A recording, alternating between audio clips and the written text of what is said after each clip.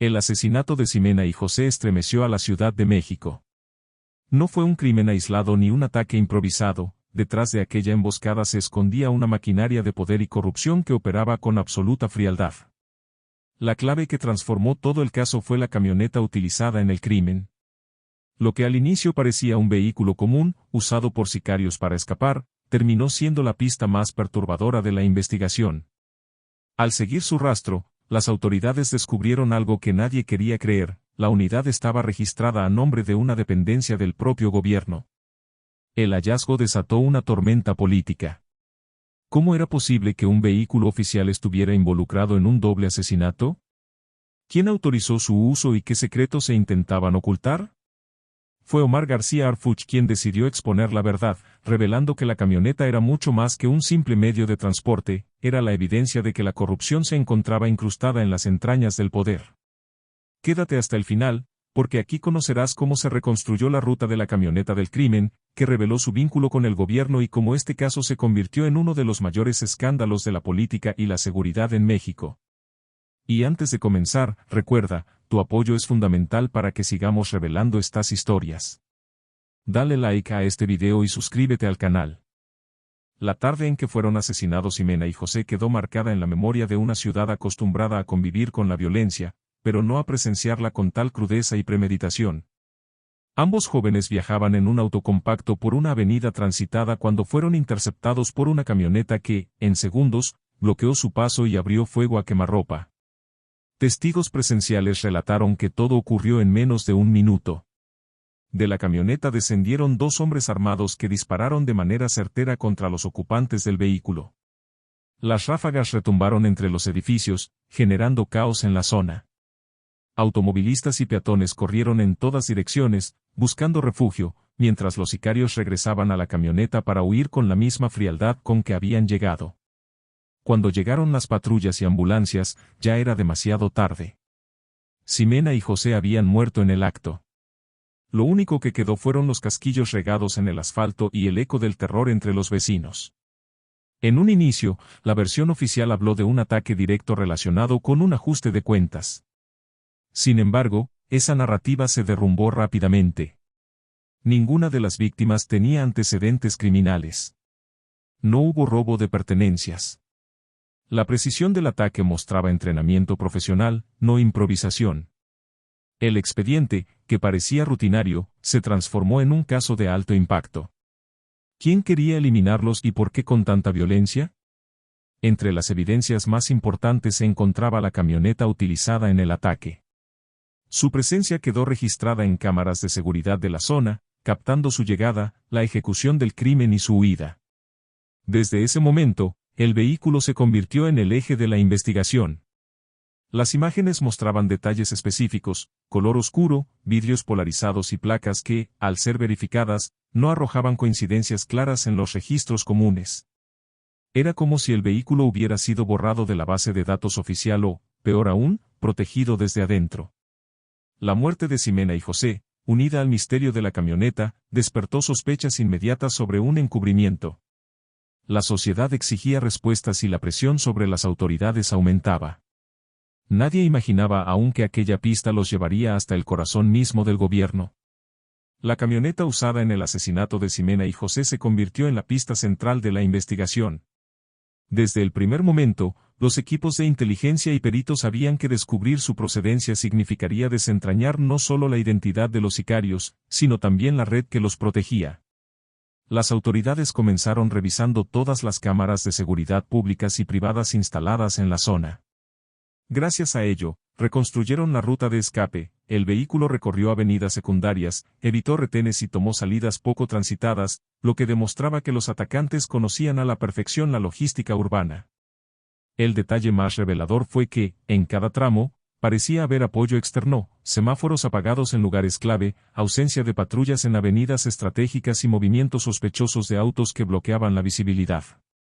El análisis forense determinó que las placas eran falsas, clonadas de otro vehículo con características similares. Sin embargo, al examinar el número de serie del chasis en imágenes de alta resolución, los peritos lograron un hallazgo perturbador: el registro correspondía a un lote de unidades adquiridas por una dependencia gubernamental apenas unos meses antes. Ese dato cambió por completo la perspectiva del caso. Si la camioneta del crimen pertenecía originalmente al gobierno, ¿cómo terminó en manos de un grupo armado? Había dos escenarios posibles. 1. Robo o desvío de vehículos oficiales. 2. Entrega directa, a través de complicidades internas. Ambas hipótesis eran alarmantes, pero la segunda encendió todas las alertas. El rastreo administrativo reveló algo aún más inquietante: la camioneta estaba registrada como parte de un programa de seguridad comunitaria, bajo un contrato firmado con recursos públicos. Oficialmente, debía estar asignada a tareas de prevención del delito en la capital. En la práctica, había sido usada para asesinar a 2 jóvenes en un ataque de precisión. Cuando esta información se filtró a medios, el escándalo fue inmediato. Los titulares fueron contundentes. Camioneta oficial usada en crimen de Ximena y José. Evidencia de corrupción, vehículo del gobierno en manos del narco. La presión ciudadana aumentó. Ya no se trataba solo de atrapar a los asesinos, sino de responder una pregunta mucho más grave: ¿quién, desde el gobierno, facilitó la camioneta del crimen?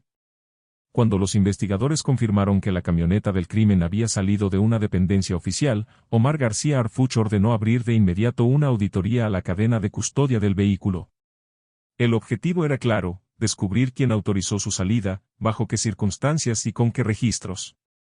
El primer hallazgo fue tan evidente como alarmante: los libros de control de la dependencia mostraban inconsistencias en las fechas de uso.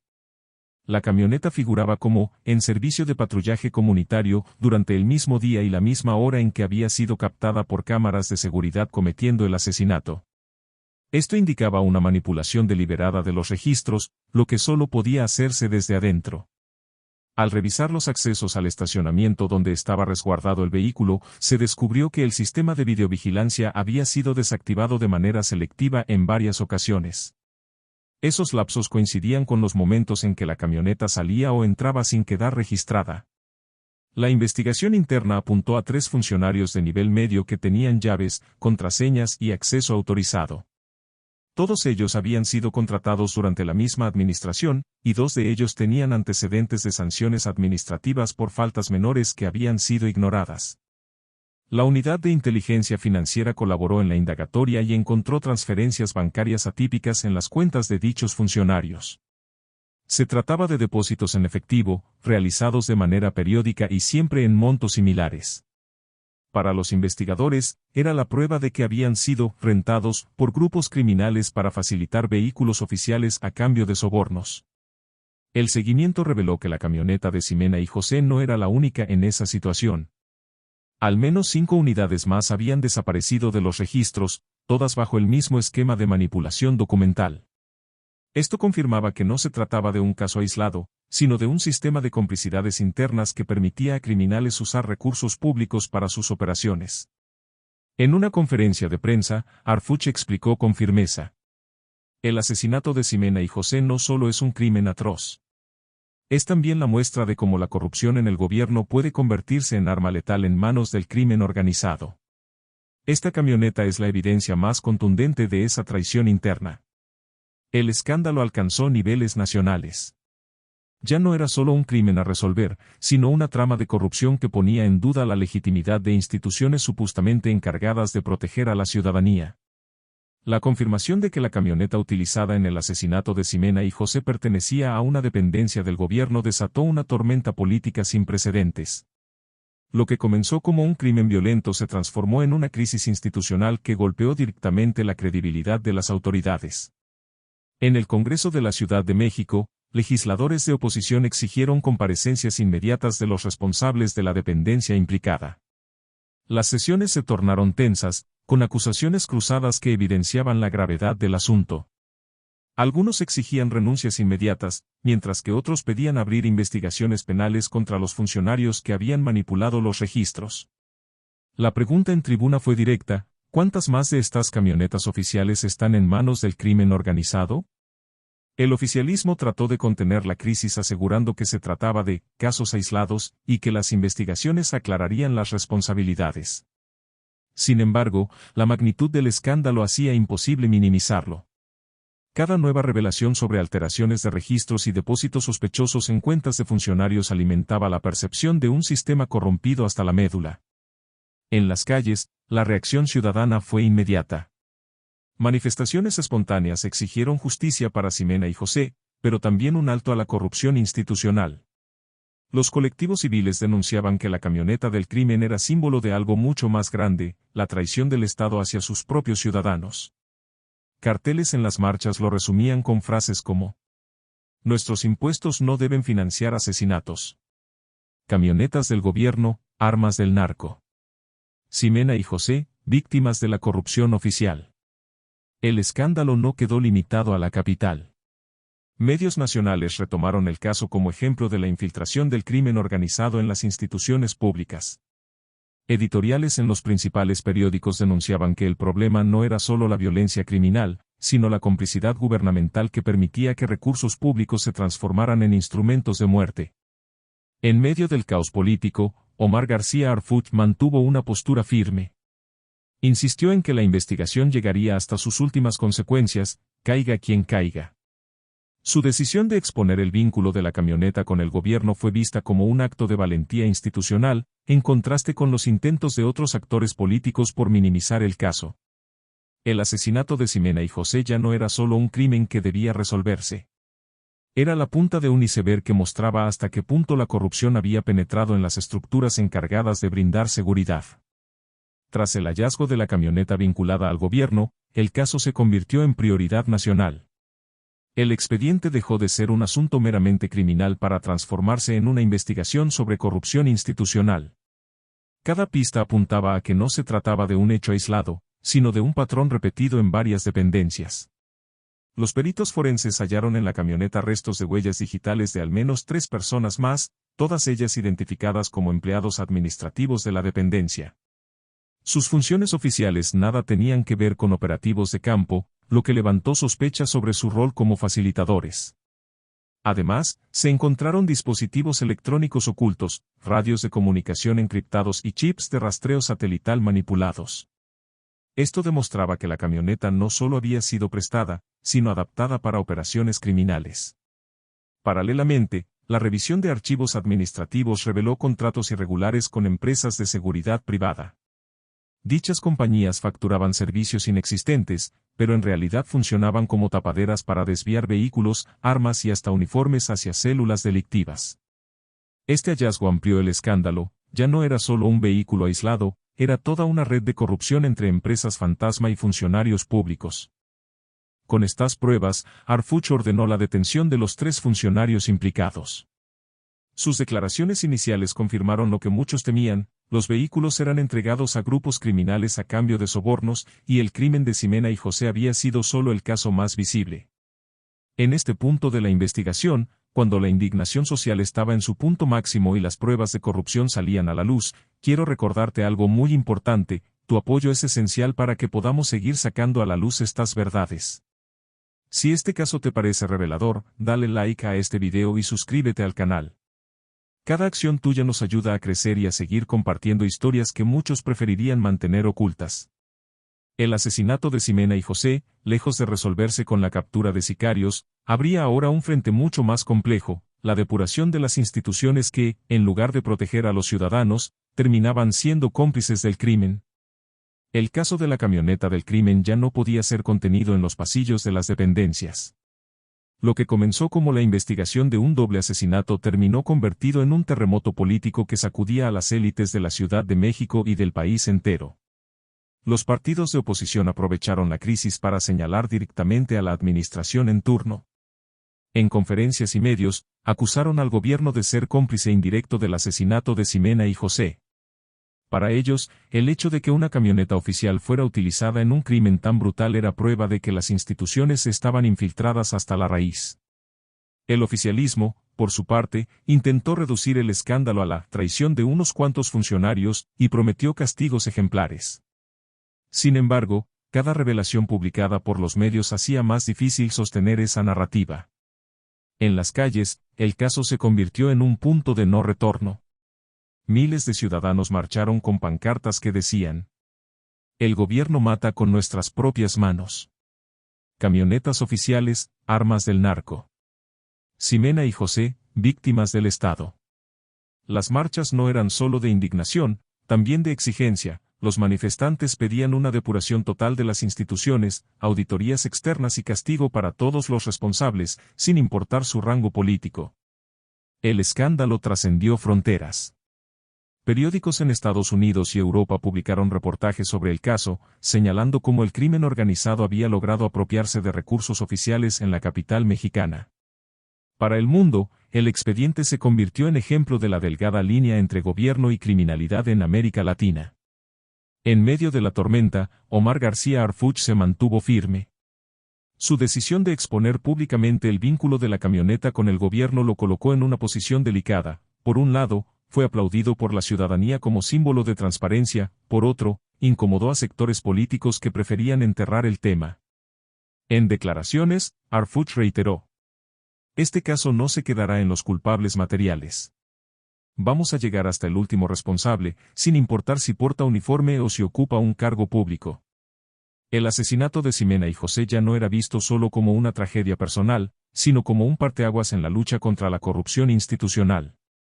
Cada nuevo dato confirmaba que el crimen organizado no solo operaba en las calles, sino que había logrado instalarse en las entrañas mismas del poder.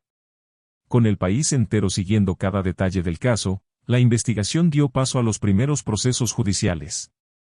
Lo que inició como la persecución de unos sicarios terminó arrastrando a funcionarios, empresarios y operadores políticos hacia los tribunales. La Fiscalía Capitalina presentó cargos formales contra los 3 funcionarios inicialmente detenidos por la manipulación de registros de la camioneta. Fueron acusados de abuso de autoridad, cohecho y enriquecimiento ilícito, encubrimiento agravado. Las audiencias iniciales revelaron que habían recibido sobornos de hasta 200,000 pesos mensuales por facilitar vehículos oficiales a grupos criminales.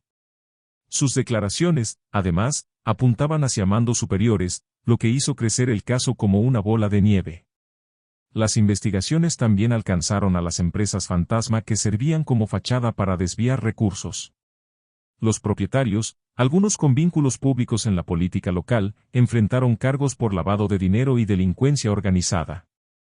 Este punto demostró que el caso no era solo un problema de funcionarios corruptos, sino un entramado entre crimen, negocios y política. Los medios bautizaron el proceso como el juicio de la camioneta del crimen.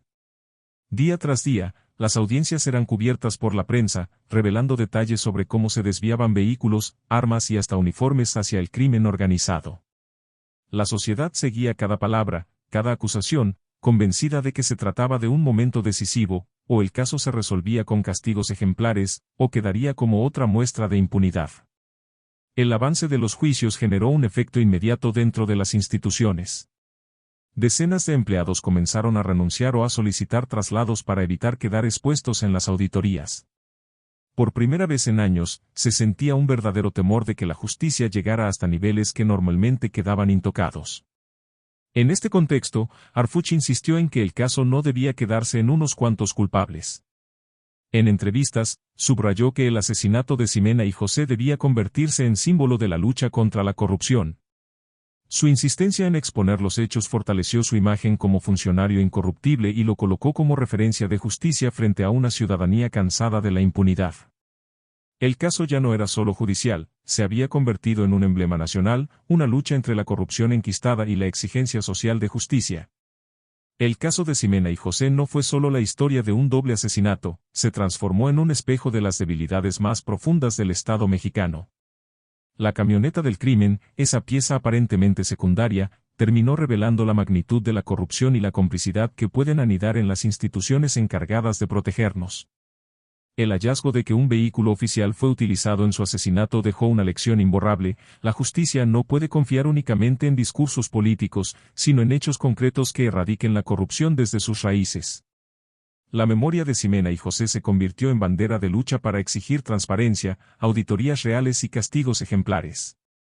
El caso de la camioneta será recordado como un parteaguas en la historia reciente de la Ciudad de México. No solo mostró cómo el crimen organizado puede infiltrarse en la administración pública, sino también cómo la presión social y el trabajo de investigadores comprometidos pueden sacar a la luz verdades incómodas. Para muchos, este expediente marcó el inicio de un debate más amplio sobre la necesidad de limpiar las instituciones desde adentro antes de pretender combatir al crimen en las calles. En medio del caos, Omar García Harfuch emergió como la figura que puso las pruebas sobre la mesa, aun sabiendo que incomodaría a sectores políticos. Su decisión de exponer el vínculo entre el crimen y un vehículo oficial fue un acto de transparencia que lo colocó como referente de justicia en un país donde la opacidad suele prevalecer.